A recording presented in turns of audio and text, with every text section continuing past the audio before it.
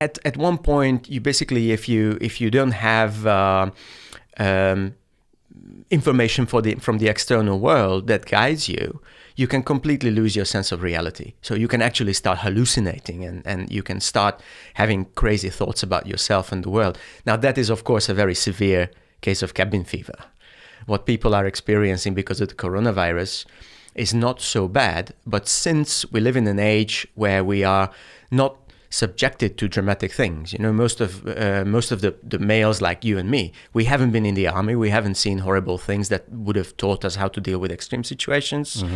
Babies are delivered in hospitals, unlike at the time when the expression cabin fever comes from. So for example, women, they learned how to deal with trauma, they learned how to deal with very stressful situations from things that happened every now and then, every couple of years in every family. We don't learn that anymore. We have very comfortable, fairly hygienic life. And then suddenly even a mild trauma like this hits, and some people can lose it completely. The interesting things are, I just posted a couple of tips just to give the listeners a little bit of an idea. There are 4 behavioral types, like 4 kinds of actions in human life. You at the beginning you set goals, you push, and then you interact, and then you help or provide service to others, and then you evaluate, organize, and so on. And I shared a couple of tips for each of these, and start with organizing. Look at, if you are locked down for a couple of days, look at, do you have enough water? Have you got the medicine that you need? Do you have food? And so on. So going around in these circle of these 4 types of activities. And they are quite useful, because if you follow step 1, 2, 3, 4, then you can build yourself a routine that takes you through a day, at the end of which you're going to look back and say, well, actually, this lockdown is not too bad. Now, you can't imagine the kind of questions I got after I posted each of these episodes. So I start getting questions like, you mentioned in one of the first posts, I mentioned, if you need medication, just look at, have you got the medication that you need? Let's say you are going to stay at home for a week.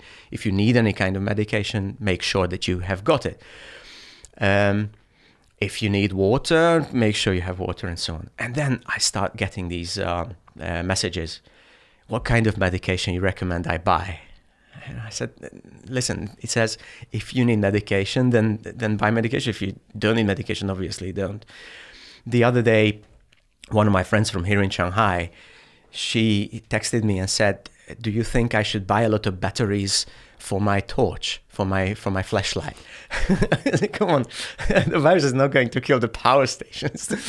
So I think sometimes people don't feel this borderline between inconvenience and disaster these days.